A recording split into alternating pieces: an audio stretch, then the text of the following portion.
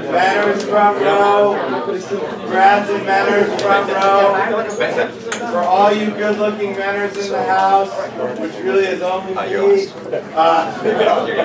You're going first. Okay, all right. Manners, grads over there, Manners over here. Come on up if you want. What is the price? How is everybody doing? That was weak. That was weak. Thank you. Let's try that again. Wait, can we get a yes on 3? 1, 2, 3. Yes! 1, 2, 3. Yes! 1, 2, 3. Yes! All right. I think I spit on someone there.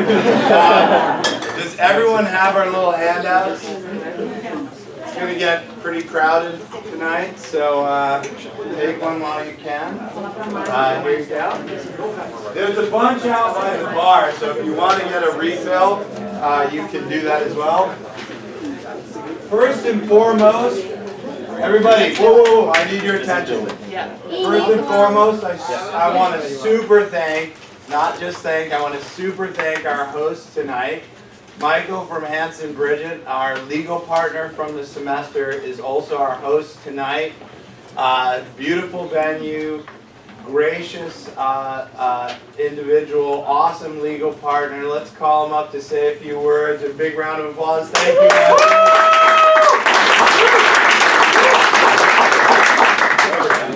We can use this? Use what? Yep. Welcome. I'm glad that you're all here. This is an awesome semester. This is my 3rd Founder Institute. Looking forward to the 4th one coming up.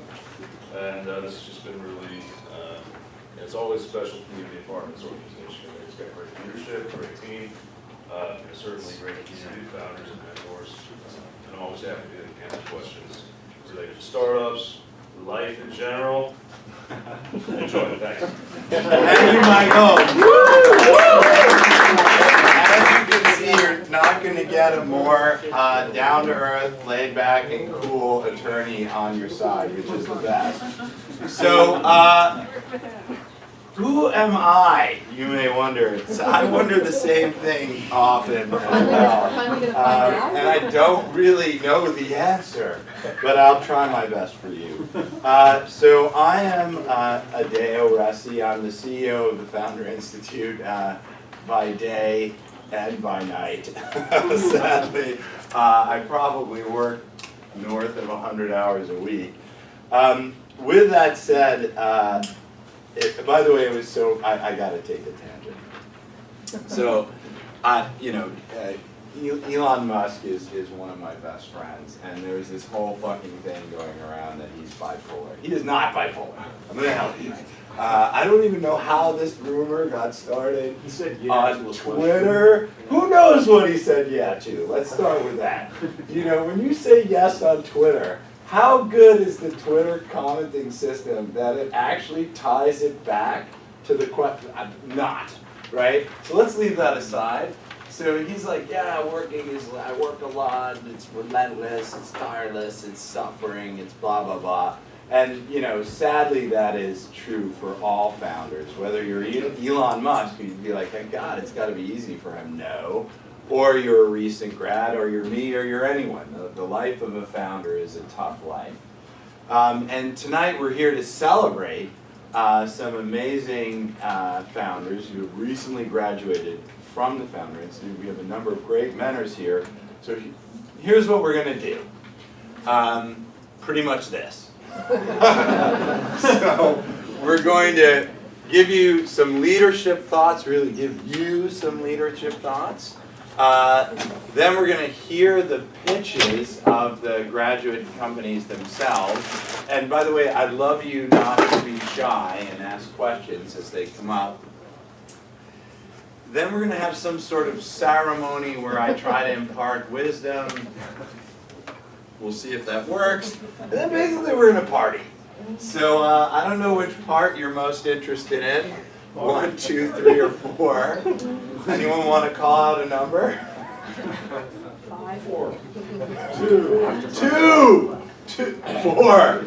It's torn between 2s and 4s. before I do that, someone said they came out here to learn a little bit about the Founder Institute. Let me say one word on that before we get started. And I have two of my co-directors here, so after, I don't want to catch you off guard, so when I'm done with my words on the Founder Institute, if you want to say a couple things before we jump into the leadership portion, I'm just giving you a couple minute notice. So the Founder Institute, how do I explain it? It's you know, you'll see the results in a little bit. We are tough, right? We run a program that tries to turn you into the best version of yourself when pursuing your dream. So a lot of people say, hey, I want to start a company, right? And that sounds great. Okay, awesome, check. But as I indicated before, it's super hard, right? And it will break you. It will wear you down, and you will work really long hours with tireless amounts of effort and many times no reward. And you then have to wake up and do it over and over and over again. And maybe you get a reward. So we condition you and train you to be successful against all odds and build something that hopefully fulfills your life purpose and changes the world. And so tonight you're going to see some graduates that I hope are doing exactly that. You can judge for yourself. And you know, I'm very proud of them. I think they've done an amazing job. They have a lot more work to do, but it's the beginning of a great journey.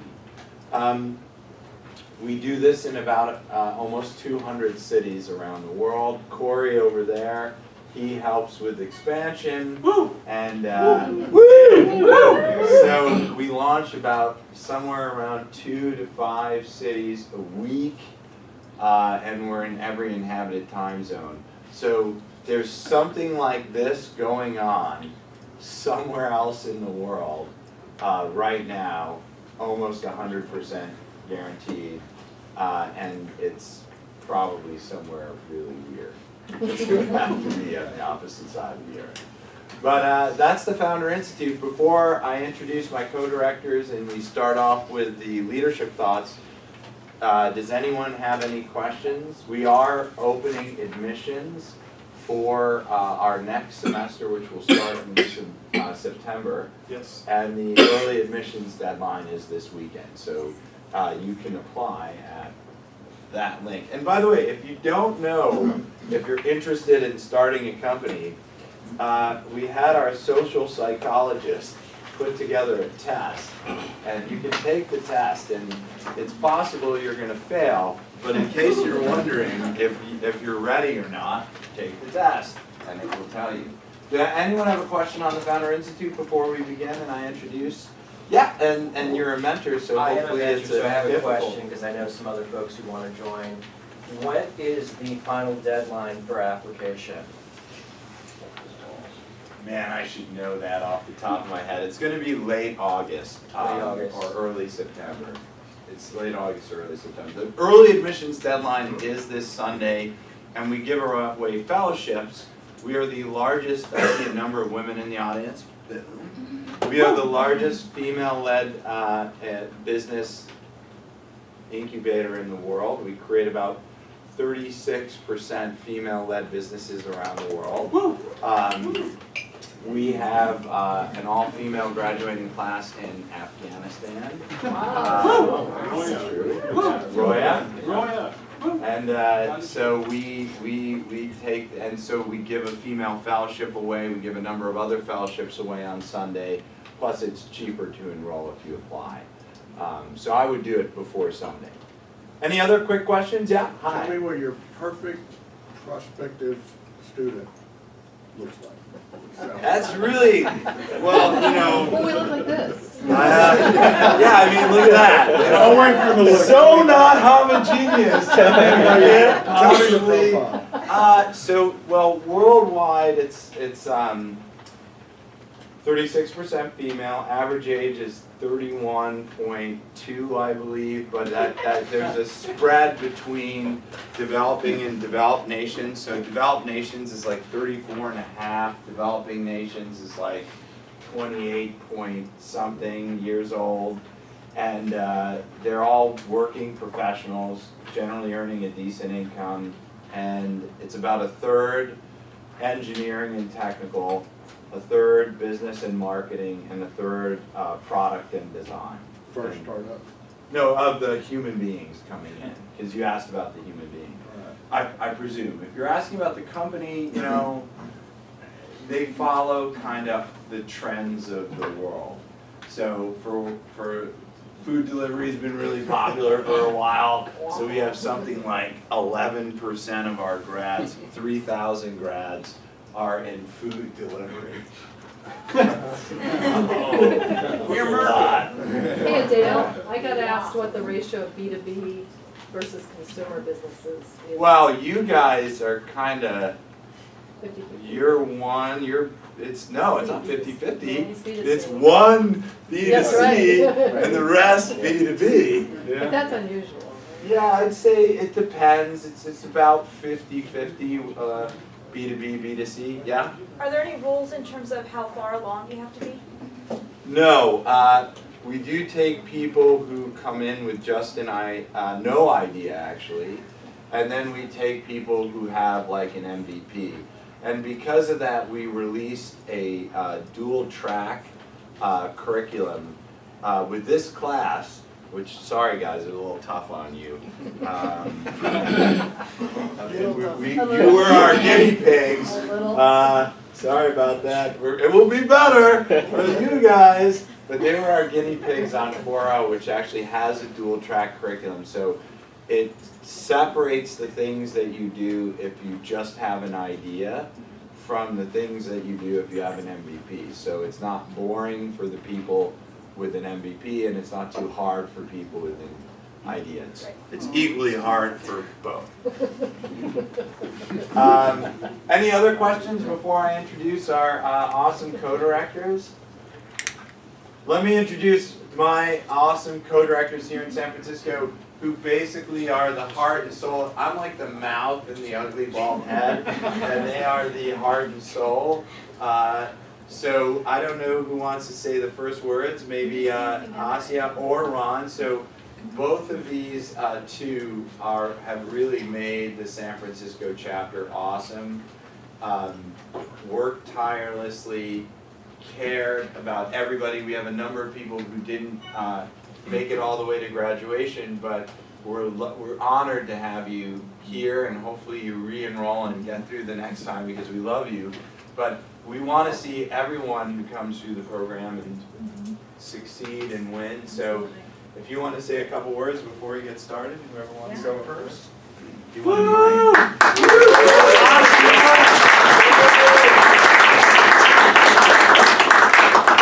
Hi everybody, welcome. I'm really glad to see a lot of women in the room. I think that's always been my priority, not to say that I'm ignoring the men, but because we do need some emphasis on a little bit more, a few more women and minorities and a lot more gender diversity, a lot more LGBTQ. So that's really always been my platform in trying to encourage more entrepreneurs to come in. I hope that if anyone is interested in applying for the program, that you'll take a few minutes to talk to me today. Get a feel for what we look for in our founders, what we're able to do for you beyond what you're able to see on the website. Our programs really are shaped not just by us as co-directors, but by the participants. So we take a lot of time in deciding who gets into the program and who stays and who doesn't. And so that's, I would say that that's something that, you know, we really pride ourselves on. It's a very personal approach. And what you'll see with our graduates here today, you know, we have some very personal relationships with each of them. Those also who did not graduate, again, I'm going to harass you all to come back. You know, otherwise, I'm just going to be mad at you forever. But yeah, welcome and please come and say hi and let me know what your idea is. And even if you don't join the program, happy to make that connection. Thanks, Saakyan.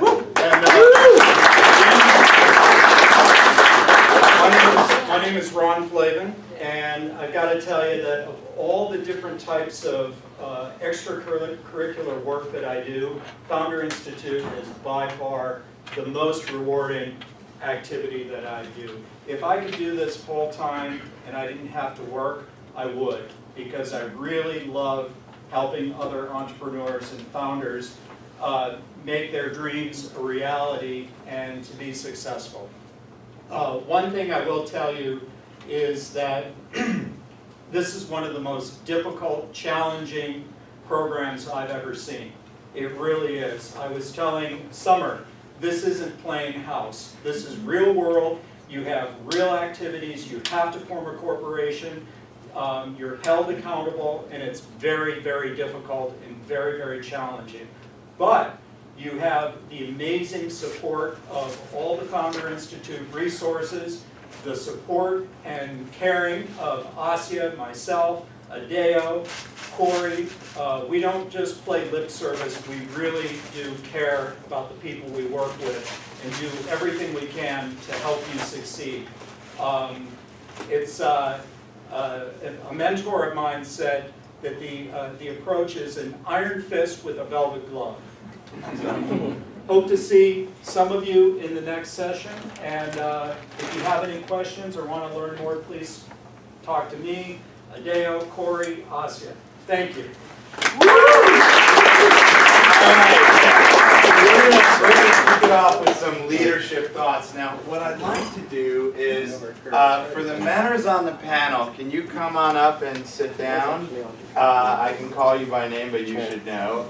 And then we have some mentors in the audience. So if you're a mentor, can you raise your hand, John? There's one. Boom. All right.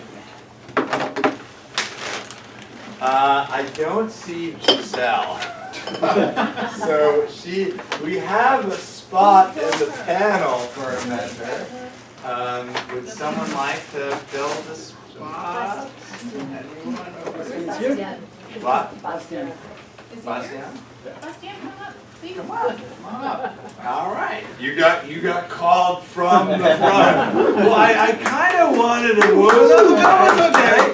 I can play that role. I tried to tell you. And hopefully Giselle will join us a little later. But before we get started, what I wanted to do is we're going to be talking about leadership, and I asked each of the mentors who weren't on the panel just to think of some words that they want to impart. Now, you're right in the front row. Do you want to start, Ben, and give any thoughts you have on leadership, really for these new graduates and everyone in the room?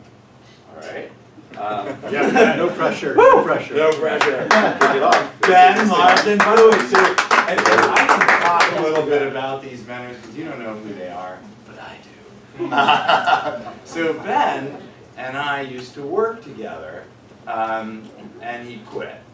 And, yeah, because I'm a really bad guy to, no, I'm teasing. And he actually quit with someone else I worked with, and they walked in and quit together. Not so great, but they started the largest and most successful cannabis incubator in America. Yeah. So they literally were like, and I was like, that's great news. So you might assume that I would be upset, and for like one brief moment I was, but then I was like, oh, you guys are starting something really cool. How can I help? And it turns out that they didn't need a lot of help from me because it's kicking ass. So Ben Larson.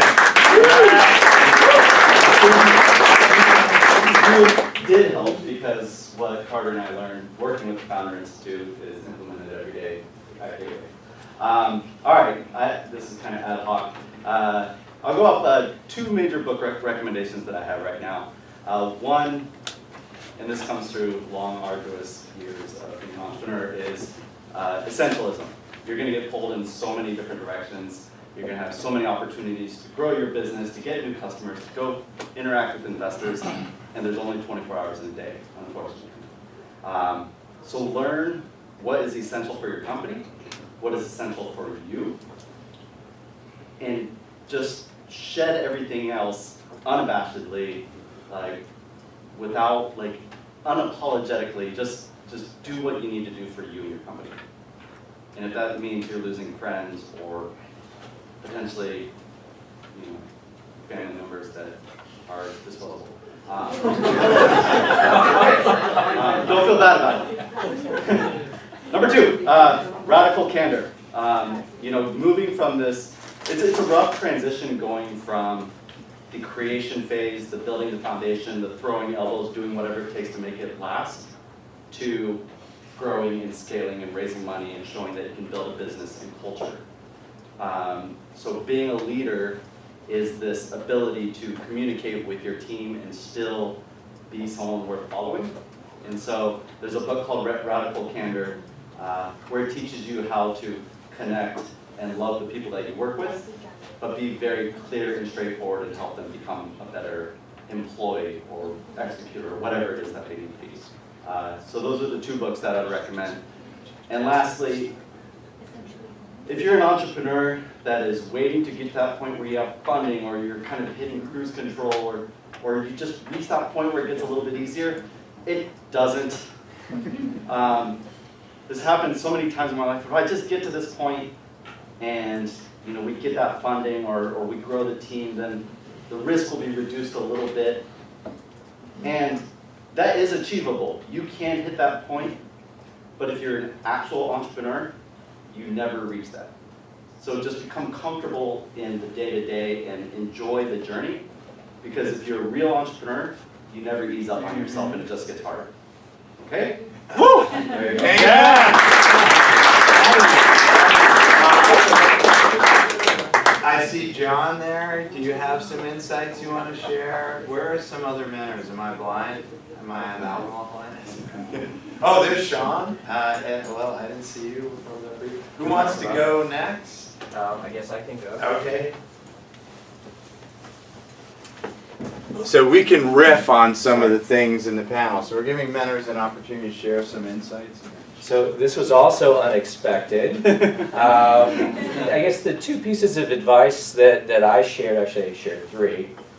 One is, if you're looking to build the strongest team that you can build, do not forget the golden rule. I know that sounds very basic, but it's actually a lesson that I was taught by my father, walking through all kinds of large paper mills. He knew everybody's name, regardless of their position. Don't forget where you come from, respect, and continue to be curious, because good ideas can come from anyone within your organization. And then I would say the second thing that I've learned through my corporate American career is really that it's psychology 101, but the best kind of power you can have, regardless of your position, does anyone know what it is actually expert power. And what that means is openly sharing information, because people will look at you as the expert, you're very transparent, and people will look for you for guidance regardless of level. And I can tell you horror stories of working for people above me that were not like that people would look to me, being very junior, for that kind of power. So that's what I wanted to share. Awesome! Sean or Phenom, who wants to go next? Sean, all right, I see. Do you want to go after Sean with any advice? So Sean is one of our newest mentors in the space realm. Do we have any space-related businesses? Woo! Yeah. Boom! So basically, if you have a space idea, you get in the Founder Institute for free. Because they're so few and far between that we're actually trying to push the envelope a little bit on radical ideas and help some things that humanity needs to get off the ground. So, Sean? Adeo, can I get that in writing? It's already... Sure, it is in writing. In fact, it's on that pamphlet you have. Thank you. Yeah, I think working in the space sector, what I've come to learn is to have faith in yourself and your vision. And one of the most disturbing movies I've seen is, I've heard, The Beautiful Mind, where it shows this guy who has this concept of reality. And of course, it's John Nash, and he's schizophrenic. He has this crazy notion of the world. But I feel that if you're an entrepreneur, it's hard to know, are you living in the John Nash world or some other world that's sort of grounded in reality? And space entrepreneurship is one of those things that over the last 10 years, there were a few individuals that had recognized an opportunity for using small satellites. And a lot of people here in the Valley said, what are you guys talking about? How are you going to displace all these big players? And then, if you look at that from 2007 to 2017, you see Planet Labs written up in Bloomberg, everyone's sort of piling on. Forgive me again, but it's, the great thing is that for Founders Institute, there is such a global coverage, and that space is a global program. So when working with entrepreneurs, I tend to say, okay, yeah, it's a crazy idea, but let's proceed anyway. But if you have a crazy idea, the goal is to break it down into a number of steps that are reality checks. And for instance, you've got the guys that are doing asteroid mining. You're like, yeah, sure, asteroid mining is going to be way out there, but what are you going to do in the intermediate steps to bring revenue in to create a real company? And so if we look at the space sector, there are companies that are successfully operating, that are flying their satellites, and 10 years from now, who knows where we're going to be. You had Bob Richards on the webinar. Bob Richards is one of these guys who, for a decade has been focused on building Moon Express. And I think whether this year or next year or 2018, 2019, we're going to see this industry pop with enthusiasm as Bob Richards or somebody else. Elon is doing his cislunar mission. And so I think we're going to see a lot of great excitement about it. But of course, the reality is, how do I take it from an idea to a company that's producing revenue to where I want to go later on over a 10 or plus year period. So I tend to encourage entrepreneurs to really have faith in themselves, even when everyone else says no, that's wrong. But it's a yin and a yang thing. You've got to listen to people and decide, do I want to take that as advice, or do I want to focus on my own thinking? And hopefully you don't fall into the John Nash realm. Hopefully you don't fall into John Nash. Steelman, do you want to add some quick insights, and then we'll jump into the panel? Sure. I think one of the important things here is that you all know you have to work hard to be an entrepreneur, and you have to surround yourself with people to help you get to the point you want to be. I think my advice today would be to surround yourself with people who are better than you on every level, in every discipline, in your life, in your work, in your company, everything around. Just make it better. And also look to the future. Go to see students, talk to them. They have a lot of insights we've never thought about. And be generous with others too. Go to meetings like this for other groups and share ideas. Be generous with your knowledge and absorb what everybody else has to say. Everything is interesting, whether it's in your world or not. It doesn't matter. All right.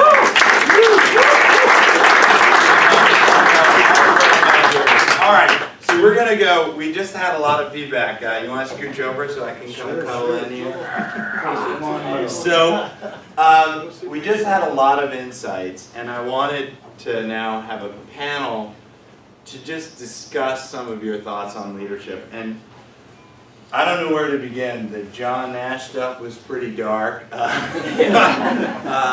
Your brutal honesty was pretty good.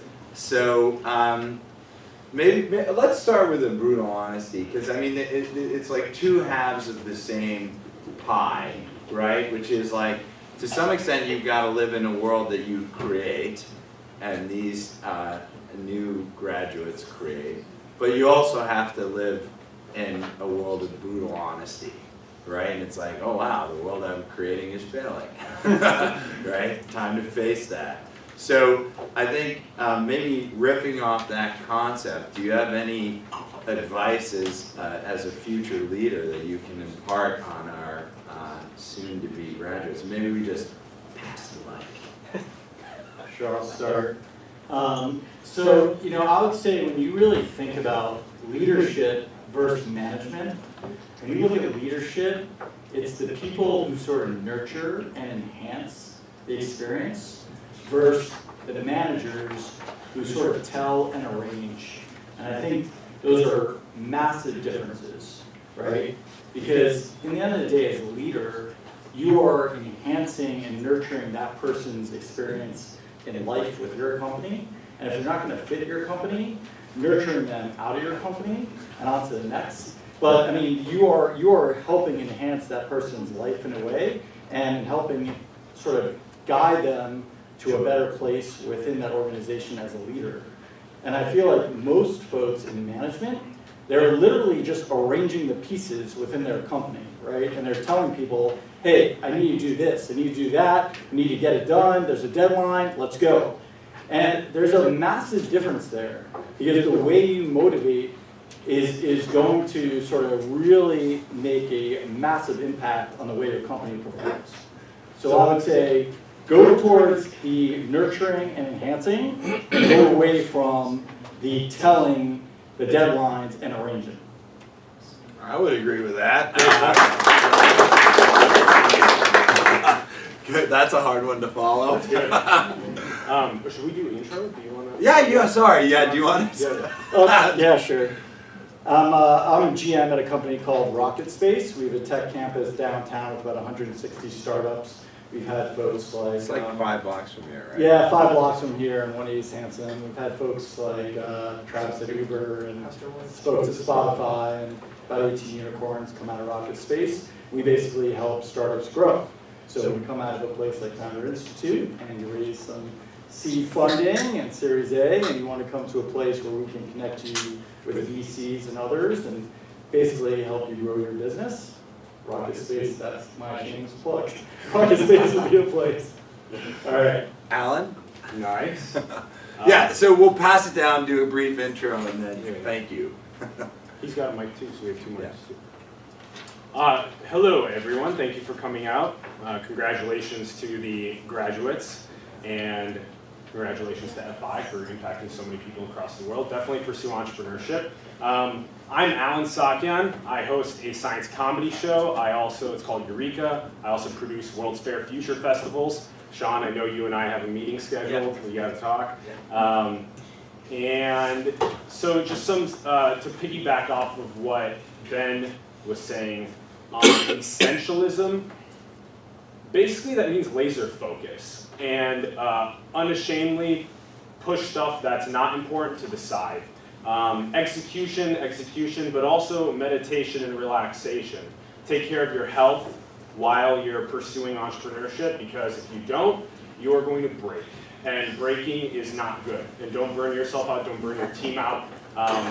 Flotation therapy, meditation, exercising, even just standing up right now and going, jumping jacks. Okay, all right, good stuff, all right. And I mean, that changes everything, right? I'm no longer just sitting here, but I've already gotten up, I've moved some blood flow around in my body. So this laser focus, make it a routine, a daily routine. So you wake up in the morning and you go and you start your kettle, because you actually really want to drink some hot liquids in the morning. Who here wakes up with like a crappy throat every morning?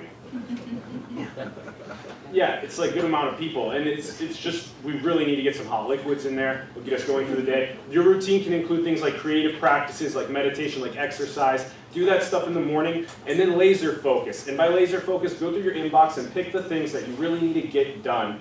Do the things that you know are going to be crucial to the growth of your business, and seriously, put the other stuff to the side. They are not as important. People will understand, because you need to grow a business and make a business. So focus. And read Adam Gazelli's book, The Distracted Mind. He's a leading neuroscientist. The Distracted Mind. It'll tell you everything you need to know about how to focus in today's crazy digital age.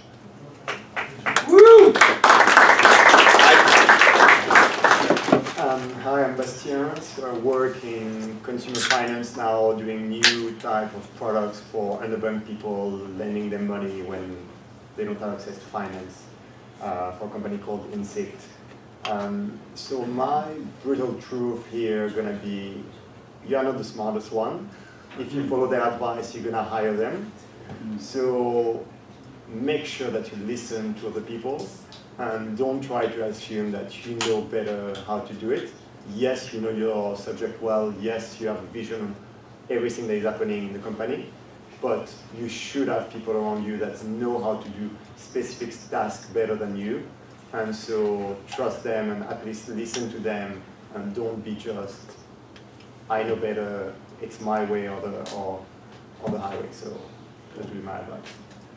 Brendan, you want to go? Woo!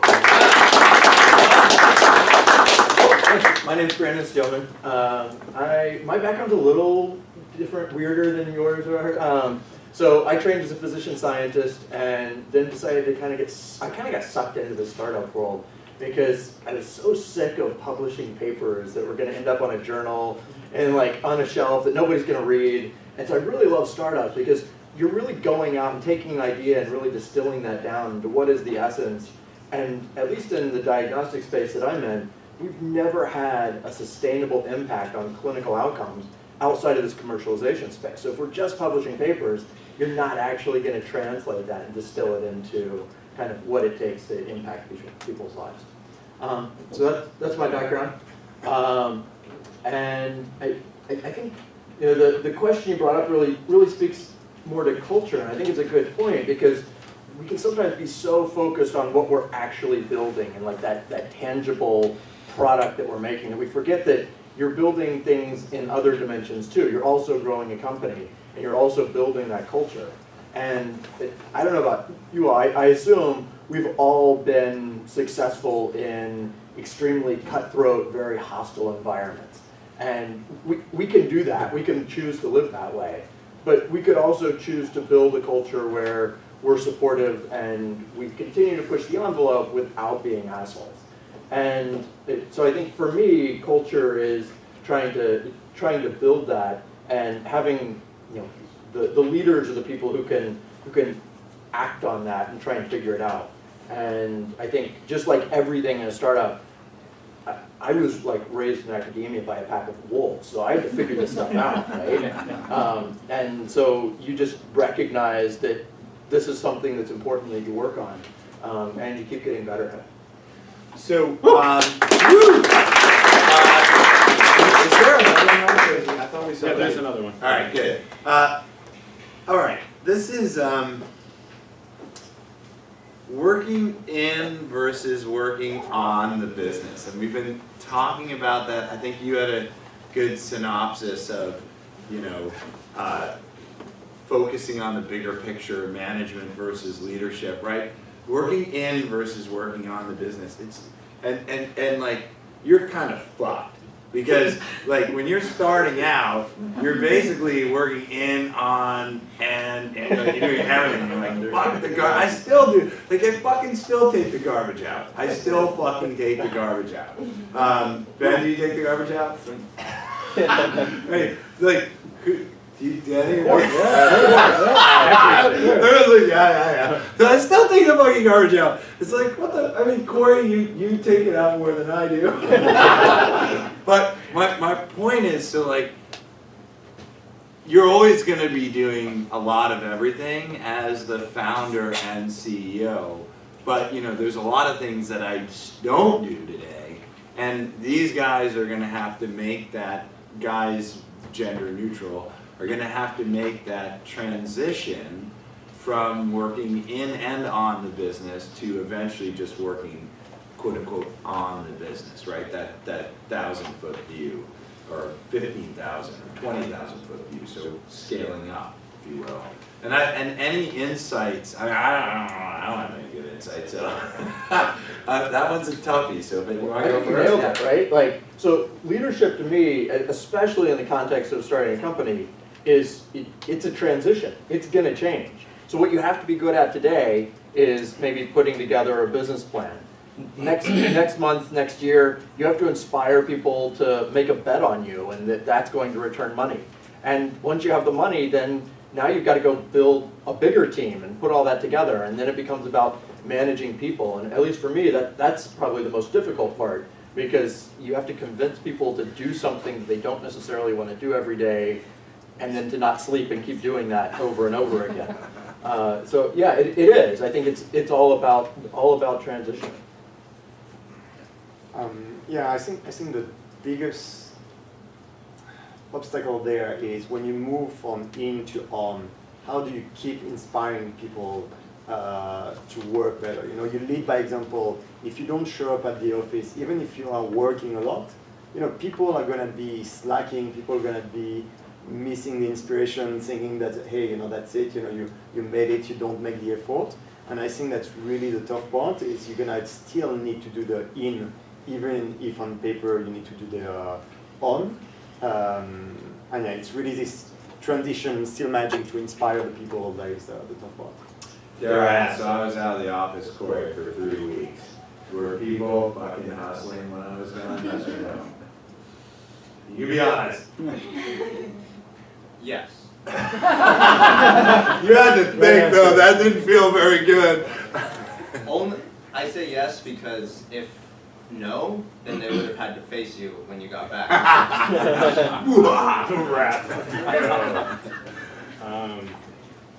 Let's keep this one short because I'm actually not quite sure, but the very, very high vision of your organization and where you want to be in 10 years is really important, but as Peter Thiel says, why can't you make that 10-year goal happen in 6 months? So constantly be hustling to make it happen faster. And you're going to be wearing a lot of hats, so remember to prioritize, find those essentials, push everything else to the side, and do things that calm you down along the way. Hang out with family, friends, meditate, exercise, etc. Eat healthy. Well, you open this. Can I? Do you have a comment? Because I want to riff on what he just said. Well, one quick thing is what I would say is that as CEO and founder, to me, it's like you're basically the chief sales officer and you're the chief visionary, right? So to be honest, if you're not spending your time selling your vision on the company to investors, to talent, and sort of making that vision a reality, if you're spending your time in like the weeds of the operations, you're doing a disservice to your company. So you need to pull out of the weeds and get people who are really good at the operations quickly. Yes. Because then you're just hurting your own company. Oh, that was great, actually. All right, so I want to go back to what you said as sort of the next line here, and it was mentioned also by a few of the other mentors, which is, you know, speed, speed, speed, right? You got to get focus and speed. So you're at, call it level 1, level 0, whatever you want to name it, 0.5. You want to get to level 10 very quickly, right? So that's very hard, right? This is super, super hard. I mean, I think back to what I did, and you know, we're in 200 cities, but it's 8 years, but we you know, we got big fast. How do you get, from them now they got the focus, they got the selling of the vision, how do they go from level 0 to level 10 as quickly as possible? And again, I'll open it up to anyone that wants to take that first. I donated my mic. Money. Jump in level 10 and bounce back to level 1. Yeah. Okay, well, that's interesting. What do you mean by that? Yeah, there are probably ways where you can test the water in the level 10. It doesn't mean that you need to be sustainable, that you need to be able to back this level. You know, you might be able to find a client, you know, to find a solution, something that is level 10. Doesn't mean that you need to have 1,000 people operations that allow you to support it on the long term. Yeah, so you know, that's interesting. So you're basically like fake it till you make it. is the like kind of So we quickly leapt to like 4 cities, 8. We doubled the number of cities in every year or less than every year. Ergo, now we're at 200. But like making those leaps were just like complete leaps of faith, right? They were not really like. Yeah, and one of the ways to do this is to do it manually. You know, you're gonna launch something that you don't have the structure to do. You might not be able to automatize it to scale it, but you launch it and you get some people just to manually do something that on paper everybody thinks that you have automatized, that you have wrought on something like this. And until it's worth, you know, either it's gonna break or it's worth investing to really automatize and get to the next level in a proper way. Quick call? Okay. Well, just a quick say, as Richard Branson says, when someone asks you to do something that you're not quite sure if you're going to do or not, say yes, and then figure out how the hell you're actually going to do it. And that'll force you to get outside your comfort zone and innovate and create and think fast and execute. Mark was just saying a second ago, I actually think he nailed the head. If you want to scale quickly to level 10, you need to do what he was saying earlier, which is delegate and and we were talking about essentialism, like put things to the side that are not important, go and hustle on the big level people as often as possible, the enterprise clients that are going to pay you tens of thousands, $100,000, hustle with people that are way smarter than you as often as possible, and do that in your full time. Go get money, pitch more people, ask them for connections, do that over and over and over again, and let other people do other things. Now, if you're working by yourself, then do just as much of the little stuff that you need to get by, but don't hyper focus on the little stuff. Actually, a quick thing, this actually has helped me a lot recently. In your mind, you look at the email, you think of your reply, and you type the reply and click send. Don't reread your emails. Nobody cares if you have one typo. Nobody cares if you added an and or an or something like that. Get emails done fast and make windows of time for emails so you can do your emails fast in like 10, 20 minutes. Get that done, move along. I know people that spend hours of their day emailing. It can actually be a waste sometimes. Just food for thought. Emails curse. Yeah. We just gave up on it. We just slacked. You know, I'm going to be a little contrarian and say that I think one of the themes in startup world is to get a piece of crap that doesn't quite smell very bad out into the world as quickly as possible. And we're in this diagnostic realm. So it's actually illegal for us to go out and get orders before we have FDA approval. So I have a little bit of cover, but I think it gives me a little bit of a different perspective where, you know, we've done very well by focusing heavily on what our core product is, making what it is that we want to sell really just 100 times better than what's existed since, in our case, since the Civil War.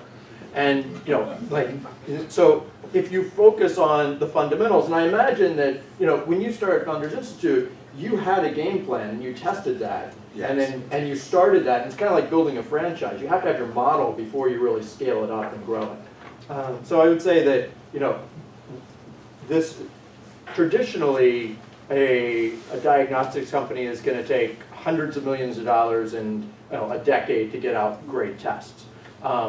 And we've certainly learned from all the advice that's around us, and for a few $100,000 in just a couple of years, we've got a test that's probably going to have a bigger clinical impact than anything that's come along in genomics so far.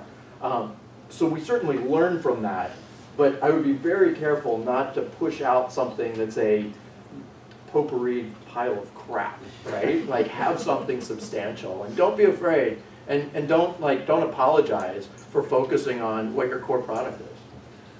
Yeah, I would quickly add to that. I would say my 2 pieces of advice when you're scaling up: be pragmatic and focus. There's a shitload of people bullshitting out there, and the investors can smell it, smoke and mirrors. So don't say, hey, we're going to change the world, blah blah blah. The market cap is $1 trillion, we'll get 1%. Bullshit, bullshit. Be pragmatic, we're focused, we're gonna fix this problem, and that's it. Done. We're the Uber for this.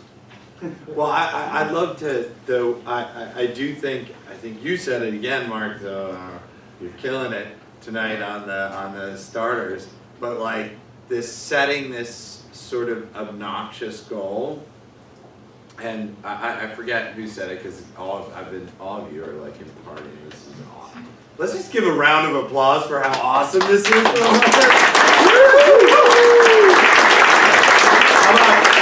give a real round of applause for how awesome it is.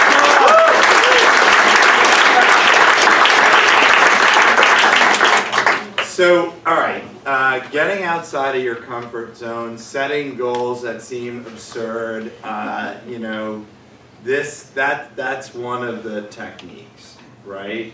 But it's a lot harder said than done, because it's like, you're by default in your comfort zone, right? It's not like get out of your comfort zone. It's like, how do I do that? Like, you know, take your shirt off right now. Right. Don't do that. Not take your shirt off right. I can take my shirt off right now, but I'm wearing 2 shirts. So, yes, stripping naked on the street would be an example of getting out of your comfort zone for most people. Don't do that. But like, what are some things like? How do you get out of your comfort zone? How do they get out of their comfort zone and then realize saying yes to Richard Branson or pushing themselves to a place that they're like, oh my God, I don't know if I can do this, and then they can. I mean, I almost want to start with you, because you brought up, Brandon, that like you're in a conservative space. Do you push yourself outside your comfort zone? No. Right, and I think that's okay. But. Well, I have the opposite problem, right? So I've got this idea in my head that is I told people who were sitting across the table from me with a check, they would run out of the room. So I have to kind of like bullshit it down a few levels and make it sound practical and realistic. And you know, exactly like you said, right? Be very focused, very tangible. This is the test that we're making. This is how I'm going to sell you on it. And then in my head, I have a bigger picture of how that's all going to fit together. So you have a bigger vision. You have something possibly even outside the comfort zone of other people, but you have to dumb it down. So maybe my question for these guys is a little different. So you may be already outside of the normal level. How do they get outside of the comfort zone? Do you want to say first?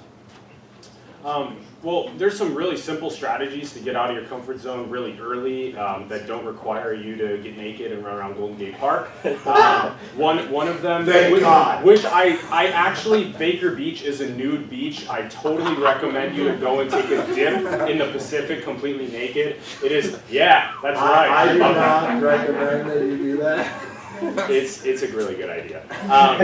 Now, something that's definitely a level or two below that is something that Tim Ferriss says will get you out of your comfort zone really quickly. And I know a lot of people here aren't a big fan of it because you like hot showers, right? Well, Tim says, get in a cold shower. And it does not have to be freezing cold, but even maybe the last minute of the shower, just put it on like lukewarm to cold temperature and bathe yourself in the colder temperature. And then do things like when you know that you're reaching out to somebody that's absolutely nuts, like really high caliber person, try to not even email them. Pick up the phone and call them. Pick up the phone and call them. Figure out a connection that one of your friends has to someone that works there, and then get them to be an ambassador for you and say, this person's going to be good, you should meet with them, you should have a call with them, etc. Forget about the email. Get there faster. And you are that great. Confidence is key in leadership. You are that great. You can achieve that goal. You can talk to that person. You can make shit happen for yourself. Look in the mirror. Kanye does this best. Look in the mirror and say, I love Alan. I love Alan. And you look in the mirror and you say that to yourself over and over again. You will achieve your dreams and your goals, and you will be confident when you walk out and hang out with people that are really high caliber. What if you're not Alan? I love Alan. I love name. I love things you're getting here. just think outside of the box. You know, if you can't find a way to do something, just take it from a different angle, whether it's yours, put yourself in the shoes of somebody else, and always test an idea, even if it's with yourself. Even if it sounds crazy, go for it. And if it doesn't work, well, look for another way, another angle, until it doesn't look crazy, or maybe because you went far enough on the first one, the second one that is still crazy is less crazy, so it will work. Aren't you guys already out of your comfort zone? You should be out of your comfort zone. I would think, like, going through the program and everything, it should have tested you quite a bit. So I would think, like, nothing is going to be so comfortable in this ride, and most likely you already know that. So it's more how do you handle it when you're not in the comfort zone. And I think there are ways to deal with that, I guess. But, I mean, I think inevitably, as you're like building a company, you're not really ever going to be that comfortable because the ride is going to get rocky, right? So sort of how do you deal with that meeting with a partner at Sequoia when your heart is racing and you're really nervous? Like, I think it's actually little details like that that are more dealing with the pressure of being outside the comfort zone than getting, like, just getting comfortable with that type of stress. And I think that is a real thing that you need to probably work on, because as you scale a company, I mean, you know, once you have 50 folks in that company, their families, their lives are sort of somewhat depending on you, then 100, then 200, then 500, then 1,000 people, and then they have kids, and then they're gonna have kids. So I think, you know, that is like dealing with a certain level of stress and having the confidence to say, yes, I can lead these people and really help them build a better life. So I think that's sort of like being outside the comfort zone, but being comfortable with it and knowing that, yeah, you can make this shit happen, and these people can rely on you. Woo. Wow, that was awesome. So, final pieces of advice, and then I'd like to hear, we don't have all the graduates, but I don't know why, but we'll save that for another time. We have most of the graduates. I'd like to hear most of the graduates. So when we come down this way this time, 5 closing pieces of advice before we hear the pitches. Yeah, you know, when I look at like the leadership as a quasi-academic field, these books that people publish, it makes me sad, because it makes me think that people don't need help with leadership, they just need like little bumper stickers of inspiration. And for me, leadership is all the shit that doesn't fit on a bumper sticker, right? It's taking out the garbage when nobody else is. It's trying to figure out like how you're going to make that amount of funding last until you fill that next funding round. And it's all the things, it's kind of filling in all the things that I think the inspirational books kind of leave out. At least for me, there's a big gap in the literature that I don't think is addressed. I would say it's not all about you. So if you are not comfortable, if you have a skill that you don't have, just find someone that can help you and fill that gap. I didn't get to touch on this too much, so I just want to quickly touch on it. It's emotional intelligence. We're all very familiar with it. Something that I've been working on myself a lot over time and trying to help people with. So emotional intelligence, in a really easy way to understand this, is building rapport with people. And in order to build rapport with people, you got to know who you're talking to. So if you're talking to someone like Adeo doesn't really talk like this. And so, you know, Adeo talks like this, and so you want to talk back to him like this. And then, so mirroring, imagining people, expressing to them genuine empathy about who they are, where they came from, asking them questions about what they're passionate about, how they're about to achieve that with their dreams and what they're trying to do in their company. And the two other things, so that's emotional intelligence, just give that a go. You're already giving it a go. And then other thing would be focus. We've touched on focus so much today. Put shit to the side, focus on what you need to do to get shit done. And the last thing would be get in a daily routine where you're actually hammering out what you love doing every day and taking care of your health along the way.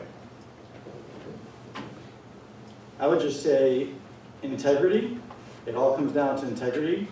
Just be genuine, be transparent, be a good person, don't be an asshole, and make it happen. All right. Boom.